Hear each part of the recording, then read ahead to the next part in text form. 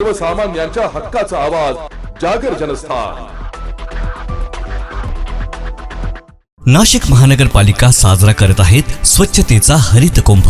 मित्रांनो, आज प्लास्टिकचा वापर हा आपल्या जीवनाचा अविभाज्य भाग झाला आहे, पण यामुळे पर्यावरणाला तर हानी होतेच, शिवाय आपल्या आरोग्यालाही याचा धोका होतो। प्राणी मात्रांचे, जलसाठ्यांचे, पर्यावरण व आरोग्याचे नुकसान होण्यापासून थांबवण्यासाठी प्लास्टिक पिशव्यांना नाही म्हणा, कापडी किंवा कागदी पिशव्यांचा वापर करा। आपल्या छोट्या बदलांमुळे मोठा फरक पडेल, शहरे स्वच्छ व सुंदर होतील। चला, प्लास्टिक मुक्त जीवनशैली स्वीकारूया आणि अस्वच्छतेवर मात करूया। नाशिक महानगरपालिका नाशिक तर्फे जनहितार्थ प्रसारित।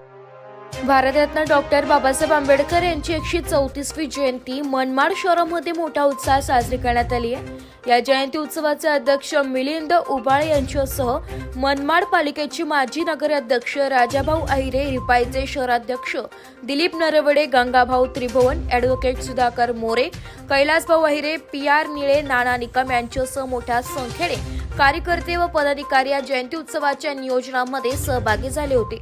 मनमाड शहराच्या विविध भागातून मध्यरात्रीपर्यंत मोठ्या प्रमाणात डॉक्टर बाबासाहेब आंबेडकरांच्या जयंतीनिमित्त चित्र काढण्यात आले होते।